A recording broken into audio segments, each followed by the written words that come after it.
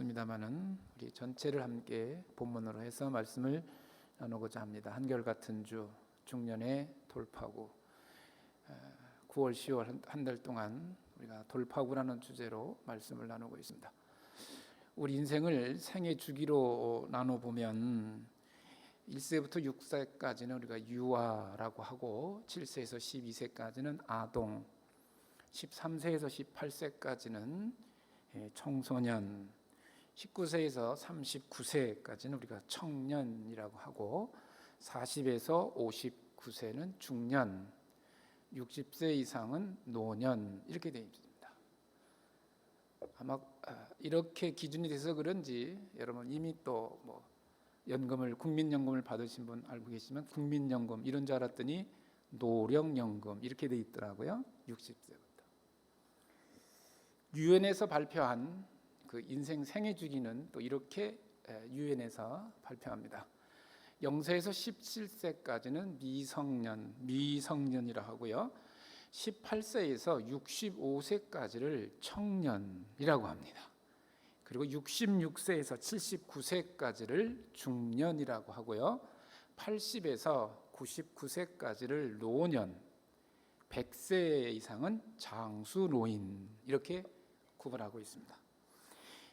아마 유엔 기준에 의하면 오늘 이 오후에 예배드린 우리 모든 분들은, 대부분의 성들은 18세에서 65세 청년이 앉아서 예배드리는 겁니다.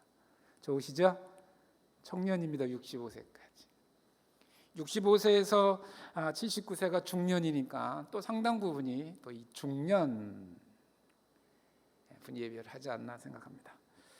최근에는 이 청년과 중년 사이를 청장년 이렇게 부르기도 하고, 중년에서 노년의 사이를 중장년 이렇게 부른다고도 합니다.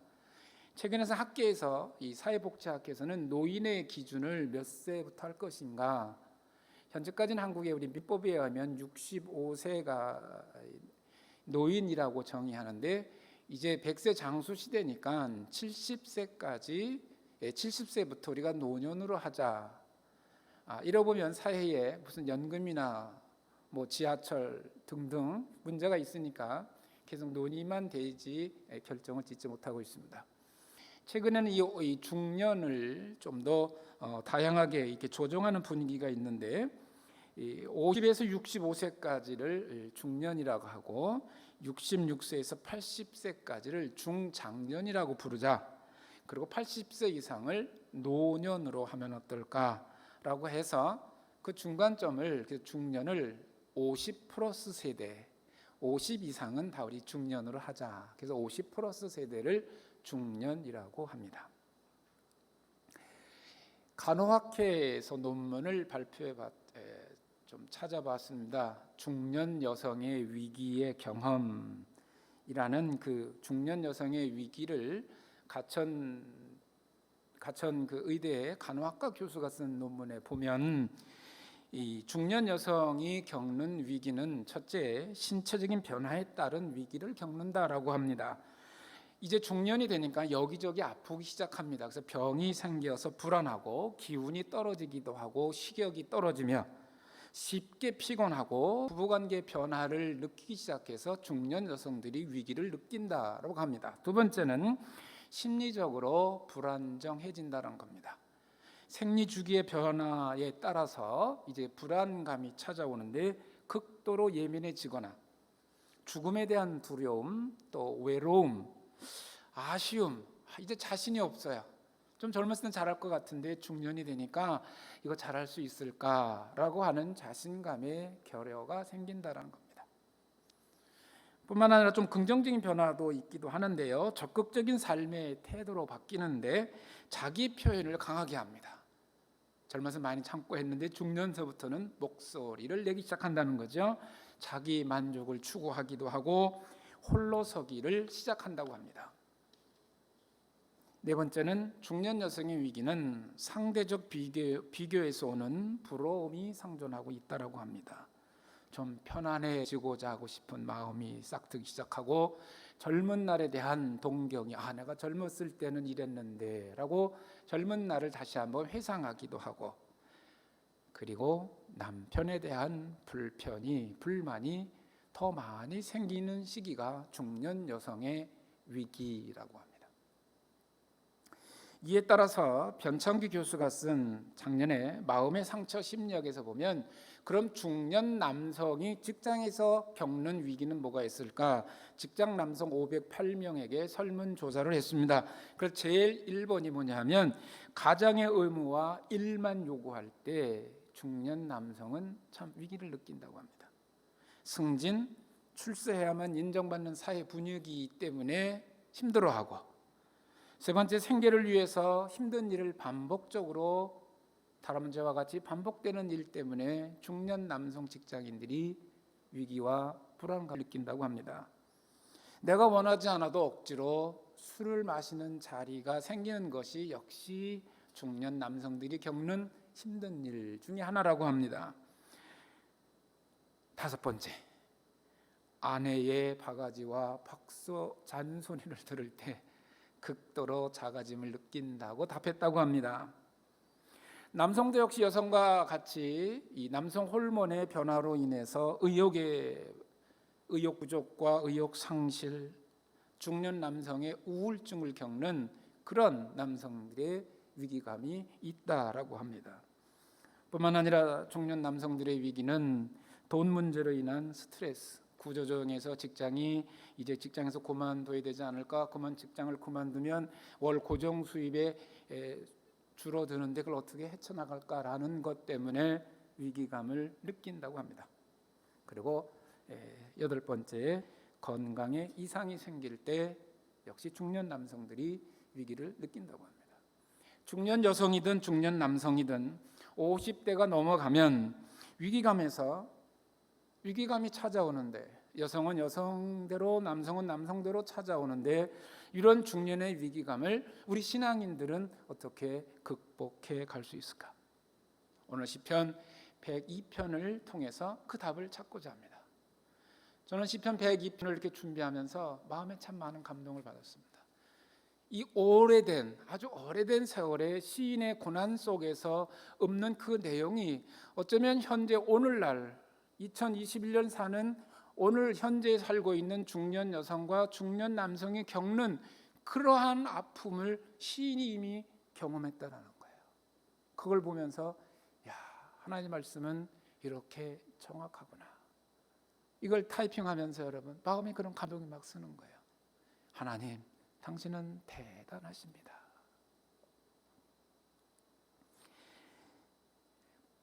본문의 시인은 자신의 힘들고 어려운 상황에서 또는 사람으로부터 오는 따돌림 속에서 그 고난을 어떻게 극복해 가는가. 오늘 시편 102편의 성격을 여러분 성경책을 펼쳐보시면 가로에 파란색으로 뭐라고 되어 있습니까? 한번 읽어볼까요? 성경에 파란색으로 어떻게 되어 있죠? 글씨가 다 같이 시작. 고난 당한 자가 마음이 상하여 그의 근심을 여호와 앞에 토로하는 기도, 이렇게 되어 있습니다. 고난당한 자가 마음이 상해서 그 당시 그 시인의 근심을 여호와 하나님 앞에 토로하는 기도다라는 거예요.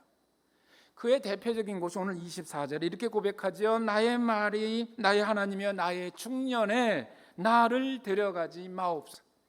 주의 연대는 대대에 무궁하리이다. 인생의 한창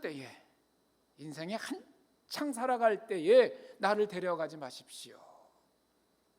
중년의 위기 속에서 드리는 시인의 호소요 기도입니다.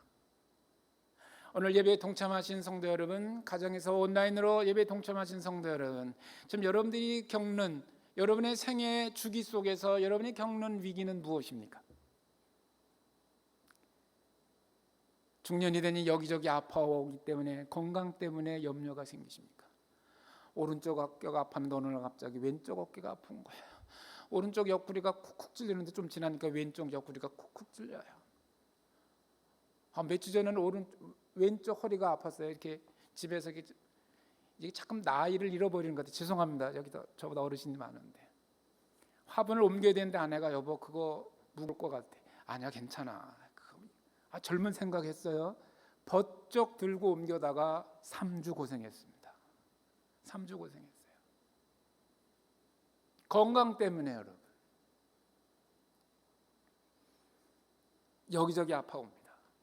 중년이 됐는데 자녀 때문에 염려가 오지요. 어제 신문 보니까 한국의 30대가 50%만 결혼했다는 거예요.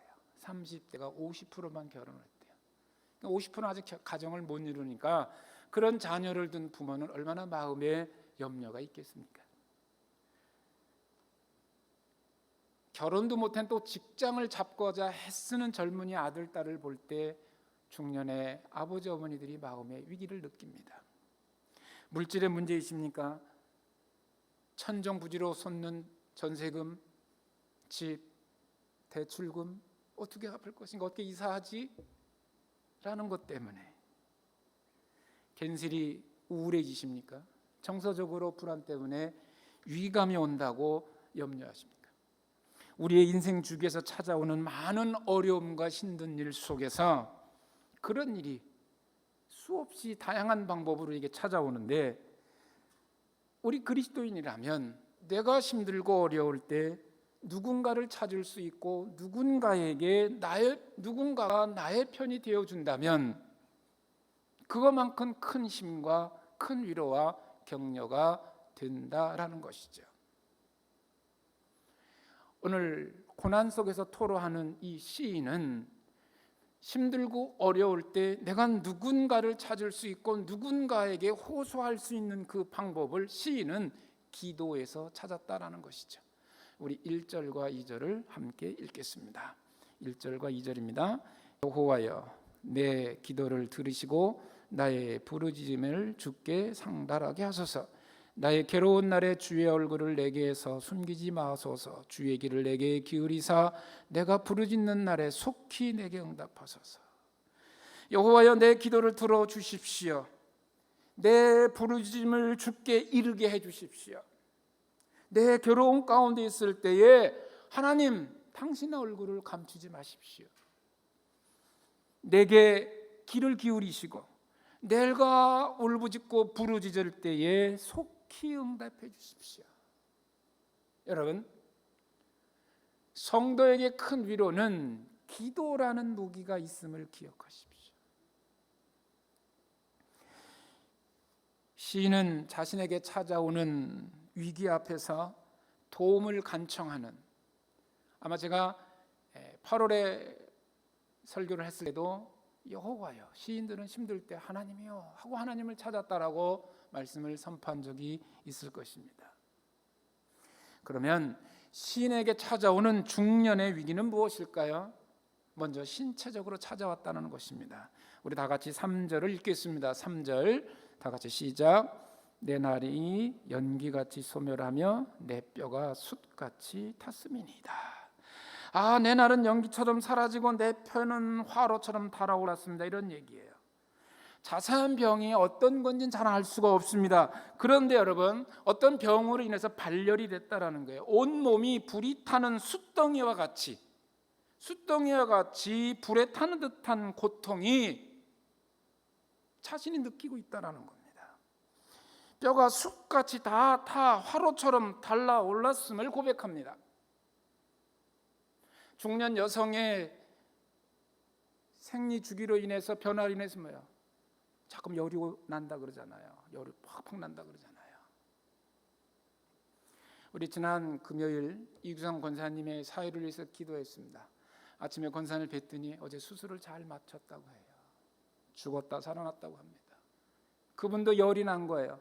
가슴이 아파서 여러분 기침을 했는데 피가 쏟아났다는 거예요. 그래서 폐가 이상이 있는 줄 알았더니 아니다, 그 심장에 문제가 있다, 빨리 수술해야 되는데 열이 나서 수술을 못한다는 거 아닙니까 여러분?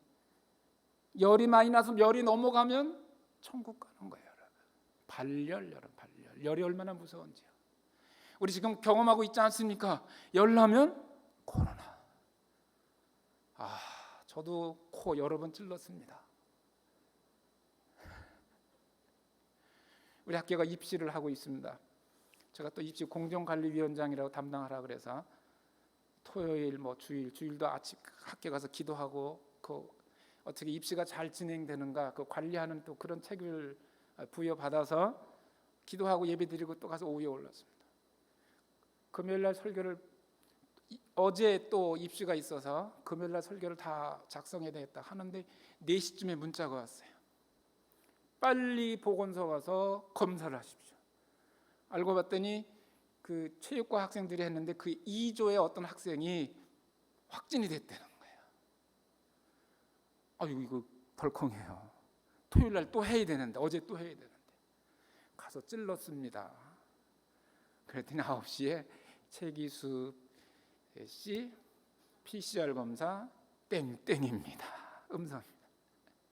여러분, 요즘 같아서는 열 나면 바짝 긴장 아닙니까? 시인도 열이 나서 여러분 뼈가 숫덩이 화로처럼 활활 달아오르는 거예요.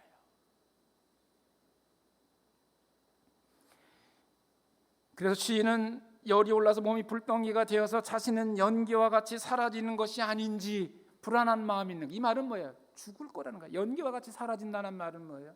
열이 나서 생이 끝난다는 그런 두려움이 있었다라는 겁니다. 언젠간 여러분에게 말씀을 드렸던 것 같은데, 저도 초등학교 1학년 때에 이런저런 이유로 이대부속병원 동대문병원에서 수술하게 되었습니다. 가슴이 이렇게 부풀어 올라 수술했습니다.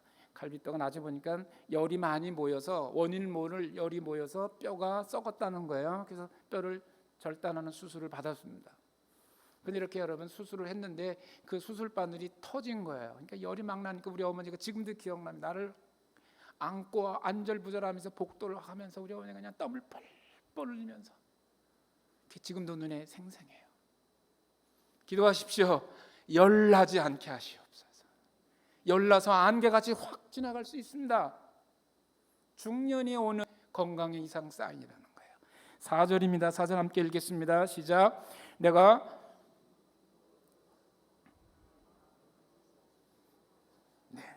내 마음은 풀처럼 메마르고 시들었으며 나는 입맛이 완전히 잃었습니다. 식욕상실입니다. 식욕상실. 열병에 시달리는 시인은 식욕이 완전히 상실되어서 먹는 것도 잃어버렸다라고 했어요. 여기 오기 전에 박규서 씨 어머님 건강하세요? 다 좋은데 잘만 드셨으면 좋겠어요. 못 드시는 거예요. 못 드시는. 마음은 생기와 활력의 원천인데 식욕까지 잃어버리니까 여러분, 시인의 마음은 풀처럼 마르고 시들었다라는 것입니다. 장기적인 식욕 부진은 영양의 불균형으로 만성 질환을 악화시키고 면역력을 떨어뜨리는 병이 될 수 있다는 것이 보편적인 의학계의 의견입니다. 중년에 찾아오는 식욕 부진은 건강에 대한 불안감이나 자녀 관계와 사회 활동의 제약에 따른 우울감이 올 수 있다는 겁니다. 잘 드셔야 합니다. 억지로도 드셔야 합니다. 잘 드시고 계시죠? 네. 이거 목사님 무슨 말이에요? 없어서 못 먹어요.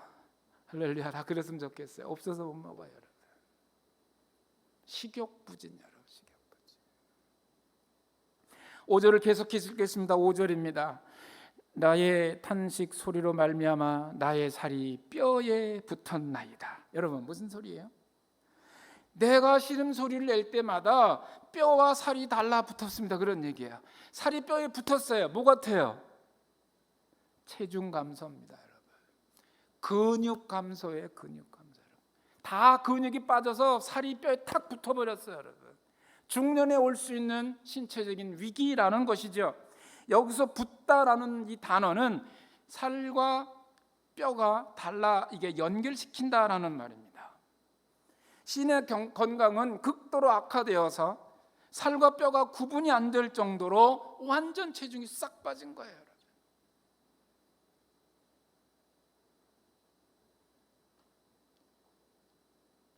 체육과 교수가 그런 얘기를 합니다. 제 교수, 나이가 먹으면 체중이 빠지는 게 최고 어려운 거예요. 그러니까 살 빼려고 애쓰지 마라 그러는 거예요. 나이 들어선 살 빼려고 애쓰지 말라는 거예요. 어느 날 갑자기 빠져버리면 다시 회복하기가 어려우니까 살 빼려고 기를 쓰지 말라고 그러더라고요. 중년의 위기는 살이 뼈에 붙는, 여러분, 체중 감소. 건강 백세를 살기 위해서는 여러분 근육이 중요하다고 그러지 않습니까? 가장 좋은 건 계란을 매일 삶아 드시는 게 좋다 그래요, 여러분. 그래서 저와 아내도 열심히 실천하고 있습니다. 하루에 계란 최소한 2개는 먹으려고 합니다. 삶아서. 꾸준한 걷기 운동과 근력 강화를 하는 것이 중년의 건강을 유지하는 여러 좋은 방법 중에 하나다라고 하는 것이죠. 계속해서 6절과 7절을 읽습니다. 6절과 7절입니다. 나는 광야의 올빼미 같고 황폐한 곳에 부엉이 같이 되어 싸우며 내가 밤을 새우니 지붕 위에 외로운 참새 같으니이다. 중년은 신체적인 변화가 생기면 그 다음 절 정신적으로 변화가 온다는 것입니다. 그것이 바로 외로움입니다. 올빼미와 부엉이는 야행성 동물인 거 잘 알고 계시죠? 밤을 헤매는 부정적인 새로 묘사할 때 부엉이와 올빼미를 얘기하고 있습니다. 그리고 자신의 처량함을 고백할 때 시인은 부엉이와 올빼미를 등장하고 있습니다. 성경에서 새는 약함을 상징하고 있습니다. 이 두 새는 주로 광야에 살고 있고 밤에만 활동하고 있습니다. 그래서 시인의 외로움과 고독감을 표현하고 있습니다. 우리 한번 노래 한 곡 들어볼까요?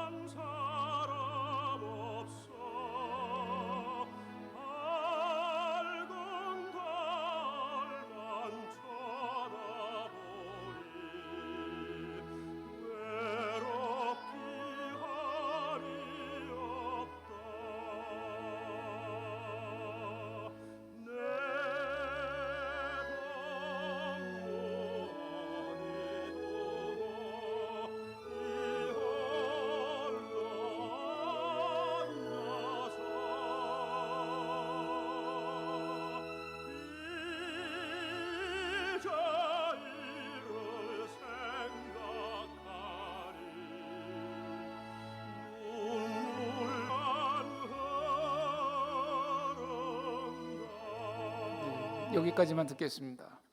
해는 져서 어두운데 찾아오는 사람도 하나도 없고 밝은 달만 쳐다보니 외롭게 하니없다. 내 동무 어디 있는가. 여러분, 이 노래는 1923년 현재명 선생님께서 미국에서 유학하시면서 고국을 그리면서 작사 작곡한 고향 생각이라는 곡, 여러분 잘 알고 계시죠? 현재명 선생님은 혼자 떨어서 외로움, 밝은 달만 쳐다보니 참 외롭게 하니없다. 고향에 대한 그리움과 외로움을 이 노래에 다 담고 있습니다. 외로움과 이 그리움은 중년에 찾아오는 많은 위기 속에 큰 위기라는 거예요. 나는 혼자다라는 것이죠. 찾아오는 사람도 없고 말을 거는 사람도 없고 아는 척도 안 해주고 밝은 달만 쳐다보니 나는 혼자구나. 여러분, 홀로 계신 부모님 계시다면 자주 전화를 드리십시오. 외로움과 그리움은 그것이 심해지면 우울증으로 올 수 있기 쉽습니다. 지금은 은퇴하셨는데 우리 동료 교수가 있었습니다. 이분이 은퇴 한 2년 정도 남았는데 어느 날 갑자기 식욕이 되는 거야. 교수님 밥맛이 없어요. 강의하기도 싫어요. 이분이 왔구나. 제가 이렇게 했어요.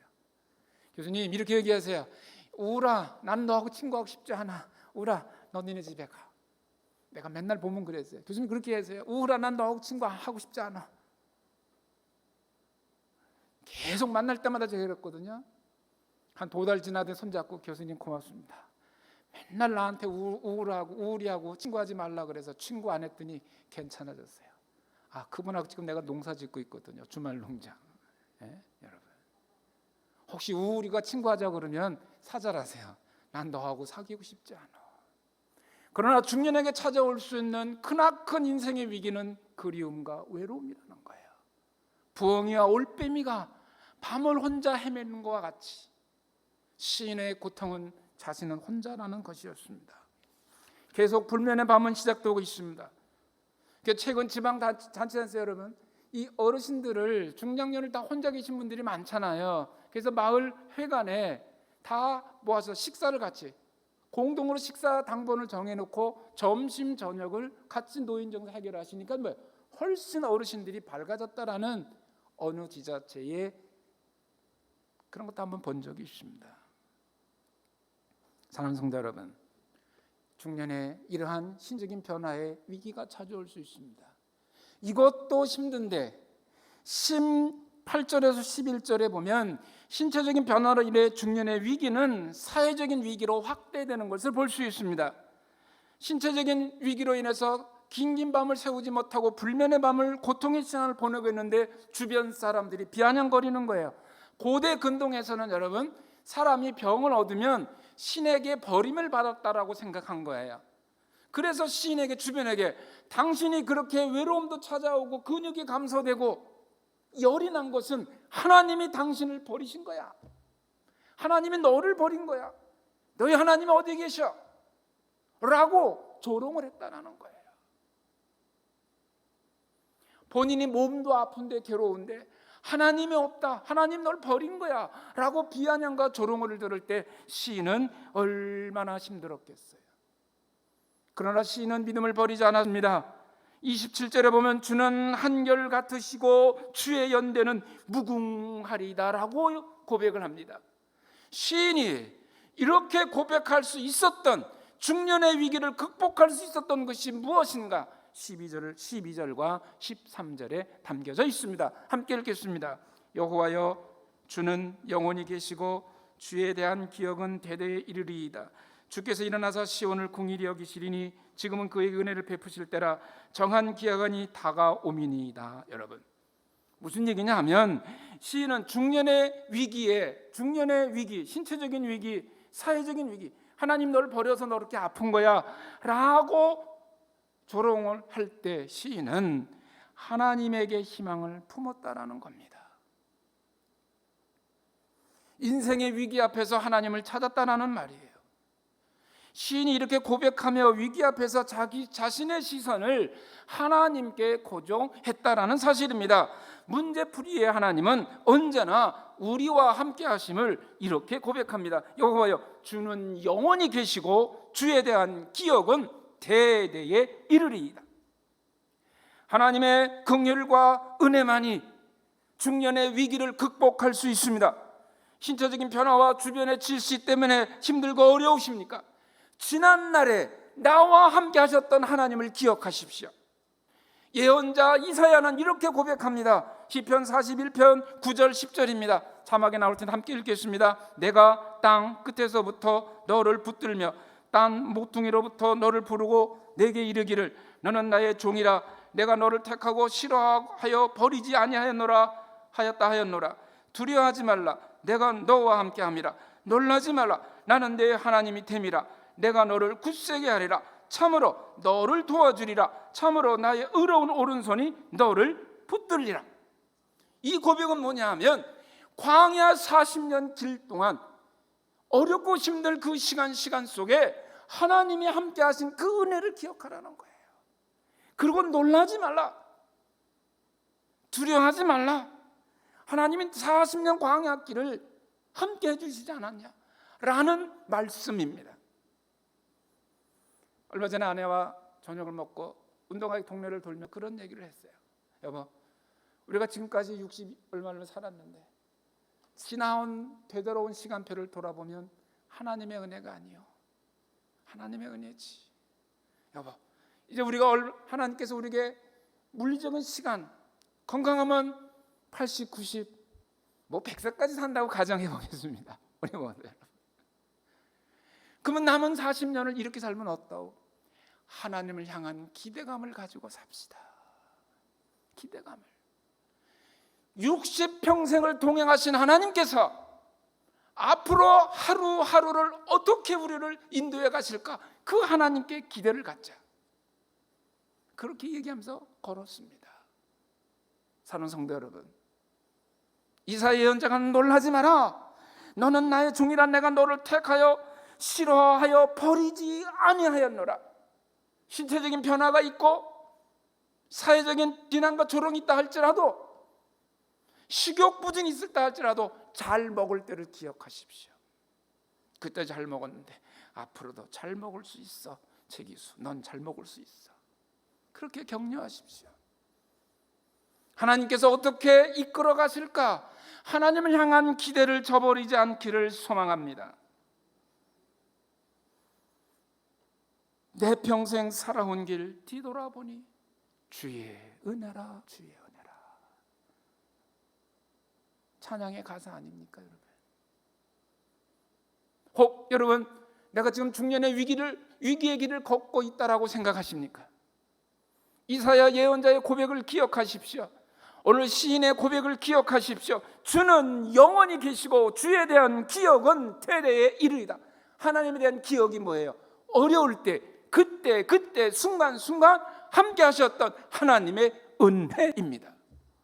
그 은혜를 기억하십시오. 그 은혜를 기억하면 우리가 찾아올 시간이 없어. 안 그래요? 우리하고 친구할 시간이 없단 말이에요, 여러분. 거기에 감사가 있고, 그죠? 감사가 있고. 우리 심현성 권사님 고개를 끄덕끄덕 하셔. 할렐루야. 아이고, 은혜가 돼. 우리 권사님께 고개를 끄덕끄덕 하시면 설교자가 얼마나 격려를 받는지 몰라요, 여러분. 네. 사랑하는 성도 여러분, 하나님께 시선을 고정하십시오. 하나님에 대한 기대감을 가지십시오. 지난날 내 평생 지나온 길 주의 은혜라. 그 은혜를 더 말씀으로 경험하기 위해서 25일부터 새벽 기도가 준비되어 있습니다. 영상으로 현장에서 동참하시기를 바랍니다. 시인은 중년의 돌파구를 기도에서 찾았습니다. 17절 함께 읽겠습니다. 다 같이. 여호와께서 빈궁한 자의 기도를 돌아보시며 그들의 기도를 멸시하지 아니하셨도다. 위기가 왔을 때 이를 극복하고 하나님의 은혜를 경험하는 가장 좋은 무기는 내 마음에 하나님의 은혜를 토해내고 또 내 어려움을 토해낼 수 있는 것은 기도라는 무기를 기억하십시오. 서두에 말씀드린 것처럼 내가 누군가를 의지할 수 있고 누군가에게 내 가슴에 있는 것을 응어리를 토해낼 수 있는 것 무엇입니까? 바로 기도라는 것입니다. 그것만이 중년의 위기를 극복할 수 있습니다. 시인은 중년의 위기 앞에서 하나님께 기도로 말씀을 드렸더니 자신은 자신의 탄식 소리를 외면하지 아니하셨습니다. 그리고 응답해 주실 하나님의 은혜로 하나님을 찬양한다고 고백합니다. 24절이죠. 나의 말이 나의 하나님이여 나의 중년의 나를 데려가지 마옵소서. 주의 연대는 대대에 무궁하리이다. 여기서 여러분 언급된 중년이라는 말은 히브리어로 바하치라는 말입니다. 바하치. 이 말은 한창 때에, 인생의 가장 좋은 한창 때라는 말이에요. 그래서 우리가 생애 주기별로 50대부터 66세 중년이라 하지만 그걸 떠나서도 어떤 세대이든 청년이든 중년이든 노년이든 어느 세대이든 그때가 한창이라고 생각한 그때가 중년이라고 생각하셔도 무리가 없습니다. 한창 일할 때에 건강으로 인해 주변의 시기와 질투로 인해서 자신의 일이 멈춰지지 않기를 위한 간절한 기도입니다. 우리 모두가 그런 기도가 되어서 좋겠습니다. 내 한창 때에 나를 데려가지 마옵소서.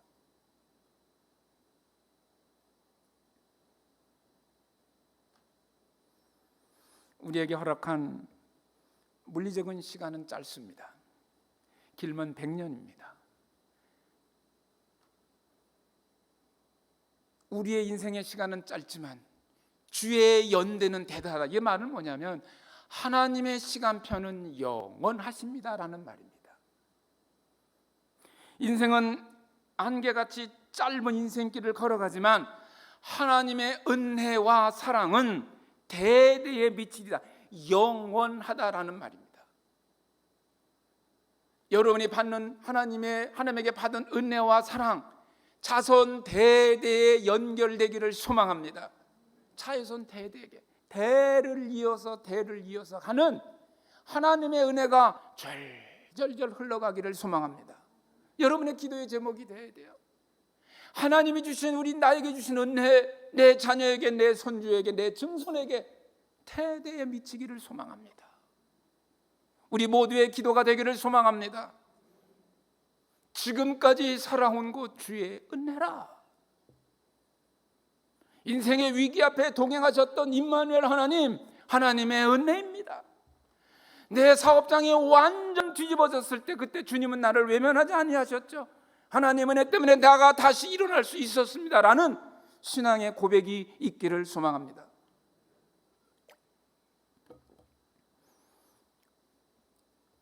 낡아 못 쓰는 옷은 새 옷으로 고쳐 입을 수 있습니다. 무너진 집은 다시 수리해서 사용할 수 있지요. 하나님은 어려운 시간을 보내거나 광야 같은 위험 속에서 이런 세상에 살아가는 하나님의 사랑은 고치지 않고도 한결같으시다는 말이에요. 오늘 제목이 뭐예요? 한결같은 주 아니에요? 중년의 위기의 돌파구는 한결같이 함께 하시는 하나님의 은혜를 기억하는 것입니다. 여전히 뒤돌아보니 하나님이 그곳에 계시더라는 거예요. 사람은 마음이 얼마나 요동쳐요. 그저 잘 지내게도 지나다 어느 날 갑자기 얼굴도 안 봐. 보면 고개를 싹싹 돌려. 그러나 우리 하나님은 신체적인 변화가 오고 근육이 변화가 되고 열병이 나서 안개와 같이 사라질 뻔하는 그때에도 하나님은 함께 하십니다. 함께 하셨습니다. 그와 같이 장래에도 동일하게 함께 해 주실 것입니다. 주의 연대는 대대로 이르리이다. 하나님의 한결같은 은혜는 사람의 인생의 주기가 100세로 끝났지만 그렇게 끝나지 않는다는 겁니다. 그래서 이사야가 고백하듯이 두려워하지 말라, 놀라지 말라, 내가 너와 함께한다. 말씀을 마치려고 합니다. 하나님의 은혜로 오늘 우리가 이 자리에 섰습니다. 그렇게 고백하십니까? 하나님의 은혜입니다. 많은 건강의 위기가 있고 사업의 위기가 있고 자녀의 위기가 있고 주변에 비난과 조롱이 있어서 고개를 들고 한 걸음 나갈 수 없었던 위기가 있었지만 한결같이 하나님은 그곳에 계셨습니다. 장래에도 그렇게 하실 것입니다. 우리 함께 찬양하겠습니다. 내가 누려왔던 모든 것들이, 내가 지나왔던 모든 시간이, 내가 걸어왔던 모든 순간이 당연한 것이 아니라 은혜였소. 아침 해가 뜨고 저녁에 노을이, 봄의 꽃향기와 가을의 열매, 변하는 계절의 모든 순간이 당연한 것이 아니라 하나님의 은혜였어. 여러분, 가사를 보시고 우리 함께 찬양하고 기도하겠습니다. 위기라고 생각하십니까? 걸음걸음 함께 하셨던 하나님의